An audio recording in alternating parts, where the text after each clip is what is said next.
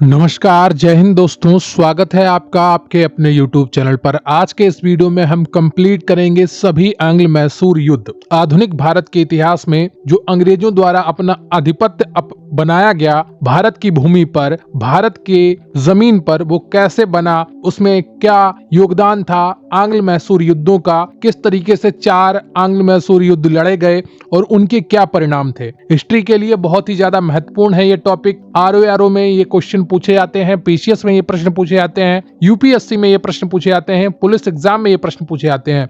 तो ध्यान से पूरा वीडियो अंत तक देखिएगा। वीडियो को लाइक कर लीजिएगा, चैनल पर नया है चैनल को सब्सक्राइब कर लीजिएगा। और चलिए शुरू करते हैं आज का ये महत्वपूर्ण टॉपिक, सभी आंग्ल मैसूर युद्ध।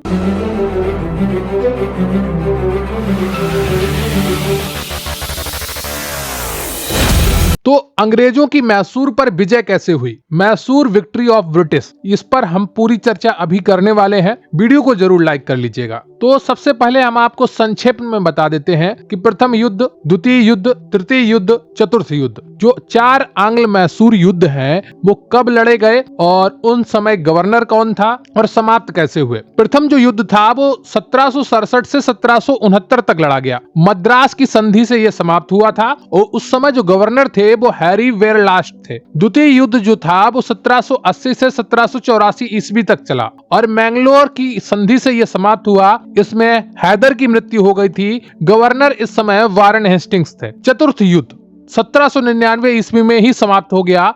टीपू की मृत्यु हो गई। इसमें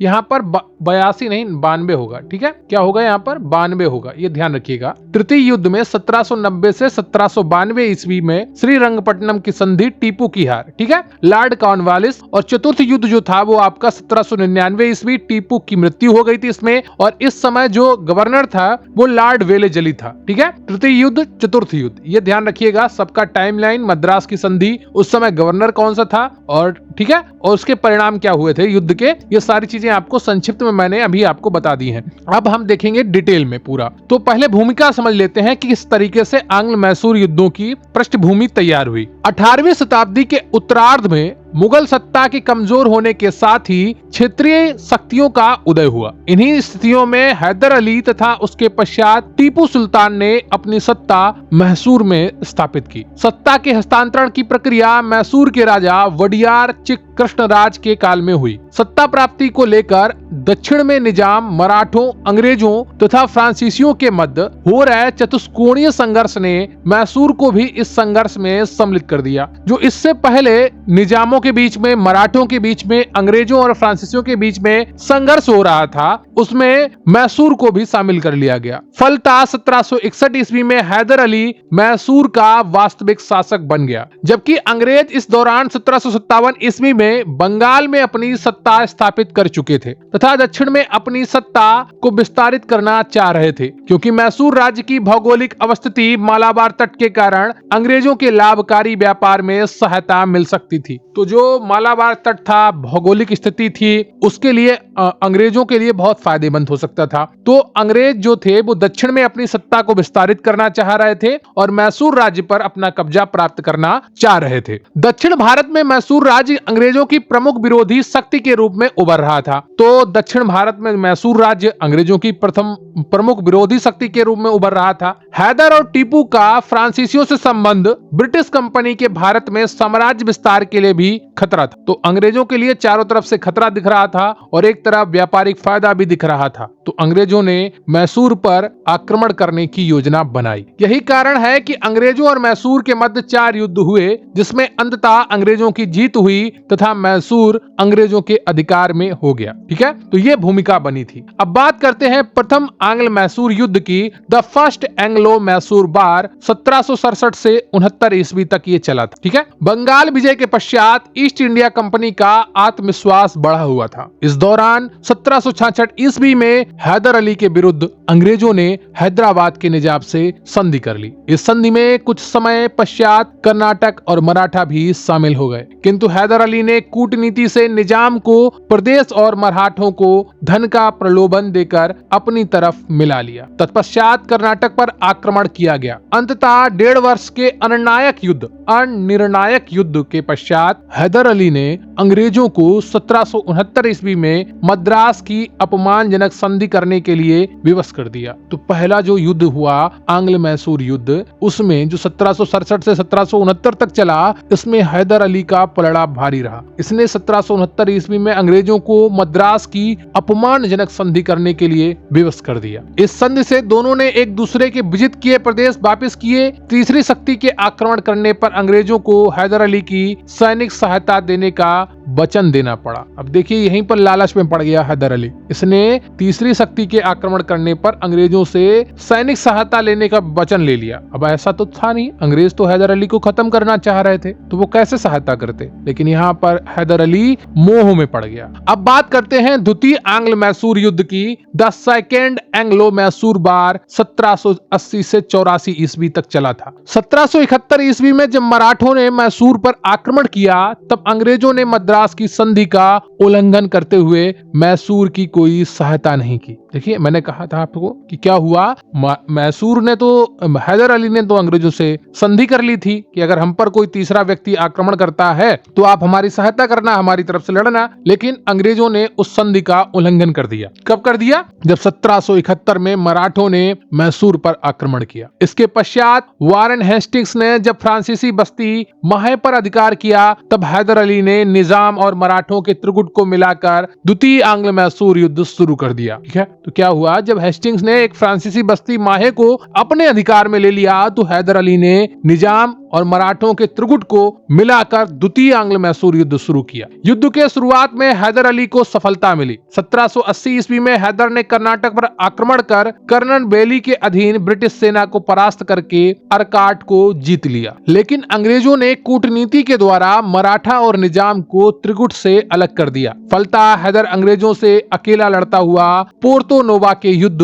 1781 ईस्वी में पराजित हुआ। तो अगर कहीं आपसे इस सबसे अंदर का प्रश्न पूछ लिया जाए कि पोर्तो नोवा का युद्ध कब हुआ था, तो 1781 ईस्वी में हुआ था। युद्ध के दौरान 1782 ईस्वी में हैदर अली की मृत्यु हो गई तथा युद्ध का आगामी नेतृत्व टीपू सुल्तान ने किया। अंततः 1784 ईस्वी में मैंगलोर की संधि के द्वारा युद्ध को समाप्त कर दिया गया। इस संधि के द्वारा दोनों ने एक दूसरे के विजित किए हुए प्रदेश वापस कर दिए। अब बात करते हैं तृतीय आंग्ल मैसूर युद्ध की। द थर्ड एंग्लो मैसूर वार 1790 से 1792 ईस्वी तक जो चला था। मैंगलोर की संधि के पश्चात टीपू ने मैसूर की स्थिति को सुदृढ़ करने के लिए फ्रांसीसियों से राजनीतिक संबंध को बढ़ाया तथा अपने राजदूत फ्रांस 1787 ईस्वी में और तुर्की 1784 और 1785 ईस्वी में भेजे। टीपू ने अपनी सेना को यूरोपीय ढंग से प्रशिक्षित किया। वहीं दूसरी तरफ 1784 ईस्वी के पिट्स इंडिया अधिनियम के अधीन अब से कंपनी कोई नया राज्य जीतने का प्रयत्न नहीं करेगी। फिर भी बंगाल के गवर्नर जनरल कॉर्नवालिस ने मराठों और निजामों के साथ एक त्रिगुट बनाया। इसी दौरान टीपू ने 1789 ईस्वी में ब्रिटिश संरक्षित क्षेत्र त्रावणकोर पर आक्रमण कर दिया।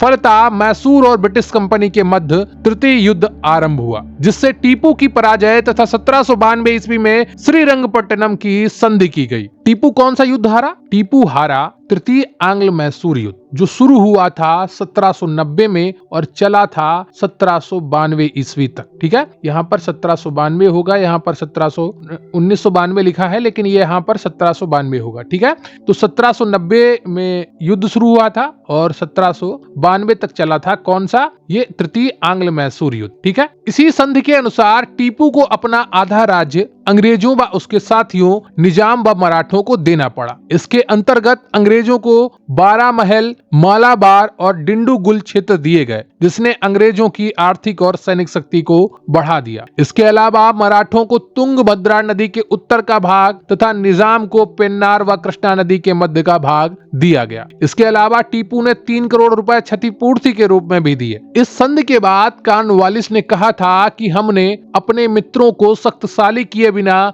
अपने दुश्मनों को पंगु बना दिया। दिया। ये कई बार परीक्षाओं में पूछा गया है कि किस युद्ध के बाद कॉर्नवालिस ने ये कहा, या ऐसे पूछा गया ये कथन किसका है कि हमने अपने मित्रों को शक्तिशाली किए बिना अपने दुश्मनों को पंगु बना दिया। कौन सी संधि के बाद कहा? श्रीरंगपट्टनम की संधि, जो 1792 ईस्वी में टीपू और अंग्रेजों के मध्य हुई थी। ठीक है, अब बात करते हैं चतुर्थ आंग्ल मैसूर युद्ध की। द फोर्थ एंग्लो मैसूर बार 1799 ईस्वी में हुआ था। जो तृतीय आंग्ल मैसूर युद्ध के पश्चात टीपू ने फ्रांसीसियों के साथ मित्रता को और अधिक बढ़ाया। टीपू ने मैसूर में फ्रांस के सैनिकों का स्वागत किया, जैकोबियन क्लब का सदस्य बना और श्रीरंगपट्टनम में स्वतंत्रता का वृक्ष लगवाया तथा स्वयं को नागरिक टीपू यानी कि फ्रांसीसी नागरिक की संज्ञा दी। इसी समय लॉर्ड वेलेजली को भारत का गवर्नर जनरल बनाया गया। वेलेजली साम्राज्यवादी नीति का समर्थक था। इसी का परिणाम था कि टीपू पर फ्रांसीसी मित्रता का आरोप लगाकर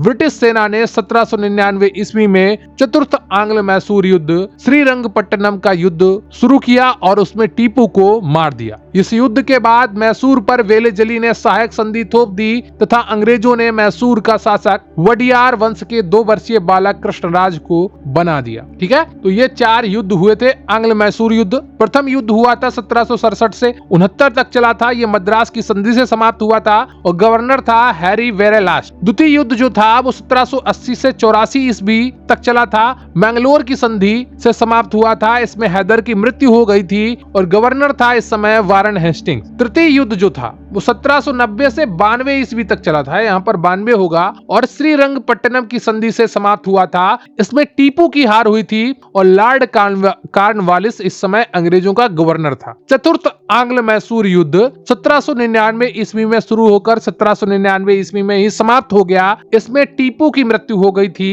और ये लॉर्ड वेलेजली के गवर्नर के कार्यकाल में हुआ था। ठीक है, तो ये चीजें आपको ध्यान रखनी होंगी और समझना होगा कि किस तरीके से ये चारों युद्ध लड़े गए, इनके परिणाम क्या थे, इनके कारण क्या थे।